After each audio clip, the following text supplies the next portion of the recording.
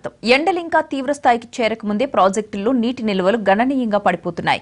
అన్నపూర్ణగా పేరుగాంచిన నిజామాబాద్ నిజాం సాగర్ ప్రాజెక్టులో నీరు లేక వెలవెలబోతోంది. ప్రాజెక్టులో పూర్తిస్థాయి నీటి నిల్వ సామర్థ్యం 17 టీఎంసీలకు గాను ప్రస్తుతం కేవలం 0.8 టీఎంసీల నీరు మాత్రమే ఉంది. ప్రాజెక్టు పూర్తిగా డెడ్ స్టోరేజ్ కు పడిపోతూ ఉండడంతో సాగు, తాగునీటి అవసరాల కోసం నీటిని విడుదల చేయలేని పరిస్థితి ఏర్పడింది. అటు ఎండ తీవ్రత తట్టుకోలేక ప్రాజెక్టులోని చేపలు కూడా మృత్యువాత పడుతున్నాయి.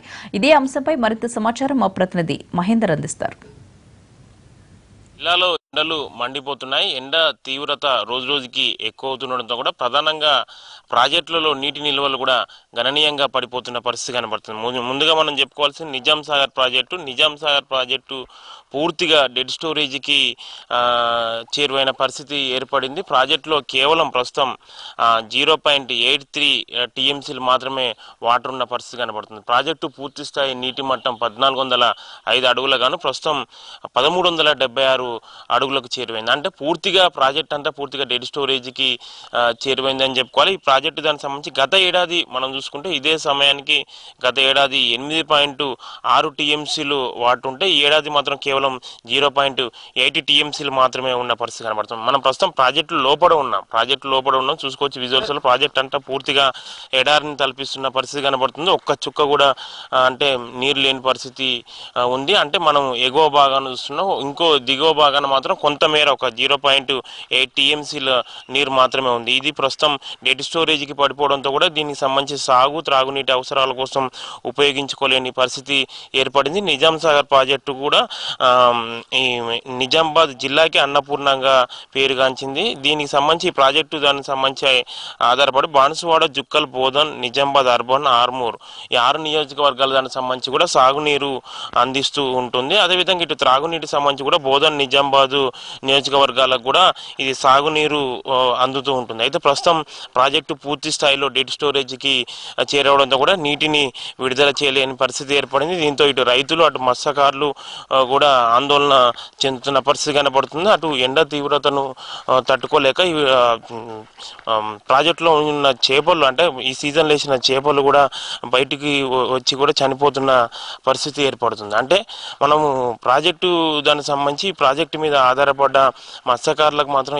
ఈ సీజన్ కొంత నష్టాన్ని కలిగించిందని చెప్పుకోవాలి. ఎందుకంటే ప్రాజెక్టులో ఆశించిన స్థాయిలో నీరు లేకపోవడం, ఉన్న నీరు కూడా ఎండ తీవ్రత రోజు రోజుకి పెరుగుతుండడంతో కూడా ఉన్న నీటి నిల్వలు కూడా గణనీయంగా పడిపోతున్న పరిస్థితి ఏర్పడుతుంది. అటు శ్రీరామ్ సాగర్ ప్రాజెక్టు విషయానికి వస్తే శ్రీరామ్ సాగర్ ప్రాజెక్టు కూడా అదే పరిస్థితి ఉంది. శ్రీరామ్ సాగర్ ప్రాజెక్టులో ప్రస్తుతం కేవలం 20 టీఎంసీల నీరు మాత్రం ఉంది.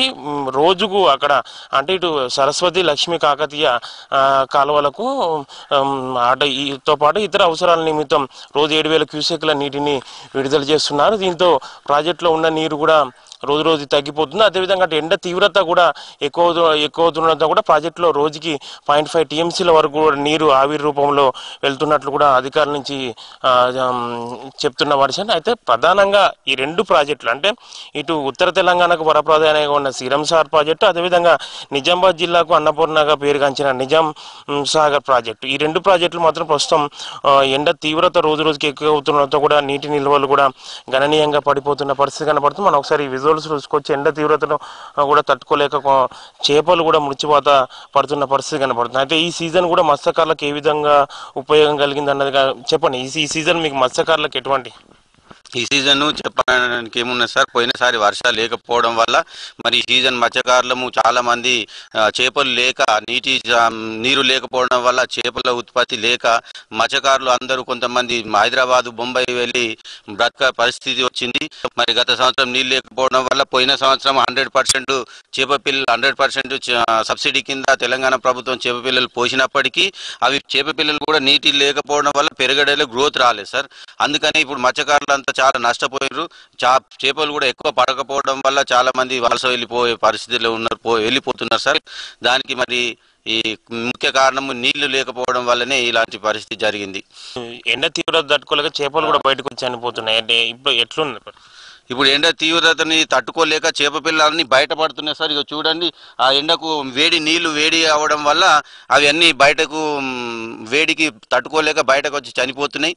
కొంత మట్టుకే మాకు చేపలు దొరుకుతున్నాయి, అవి కూడా కొన్ని మాత్రమే ఉన్నాయి. ఎండ తీవ్రతకు తట్టుకోలేక అన్ని బయటకు వచ్చి చనిపోతున్నాయి సార్. అంటే సీజన్ స్టార్టింగ్ లోని పరిస్థితి ఉంటే ముందు ముందు ఎండలు ఇంకా పెరుగుతుంటాయి, ఇంకా చేపలకు ఎట్లా ఉన్నాయి?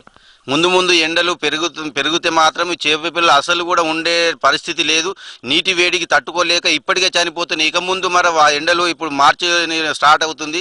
ఇప్పుడు ఏప్రిల్ స్టార్ట్, మార్చి నుంచి ఏప్రిల్ వరకు అంటే పూర్తి స్థాయి వేడి వల్ల చేప పిల్లలు పూర్తిగా చనిపోయే అవకాశాలు ఎక్కువగా ఉన్నాయి. మరి మత్స్యకారులము చాలా నష్టపోతున్నాం. మరి నిజాం సాగర్ ప్రాజెక్టుని నమ్ముకొని 2500 కుటుంబాలు దీనిపైనే జీవనాధారం చేస్తున్నాం. మరి మా మత్స్యకారులకు పూర్తిగా నష్టపోయే పరిస్థితి సార్.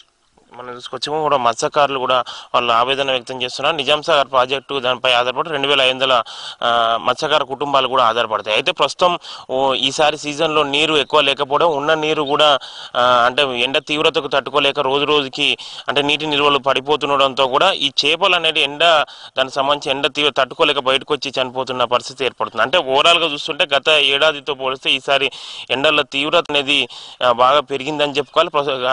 ఈ ఎండల తీవ్రత రోజు రోజుకి పెరుగుతుండడంతో కూడా ప్రాజెక్టులో నీటి నిల్వలు కూడా గణనీయంగా పడిపోతున్నాయి. అంటే ప్రస్తుతం మార్చి మొదటి వారంలోనే ఈ పరిస్థితి ఉంటే ముందు ముందు కూడా ఇంకా ఎటువంటి ఇబ్బందికరమైన పరిస్థితులు ఉంటాయన్నది మాత్రం ఇటు మత్స్యకారులు కానీ అటు రైతులు కొంత ఆందోళన చెందుతున్న పరిస్థితి కనపడుతుంది. మొత్తానికి మాత్రం ఎండ తీవ్రత రోజు రోజుకి పెరుగుతుండడంతో కూడా ప్రాజెక్టులో నీటి నిల్వలు మాత్రం గణనీయంగా పడిపోతున్నాయని చెప్పుకోవాలి. కెమెరా పర్సన్ రవిచరణ్తో మహేంద్రన్ టీవీ.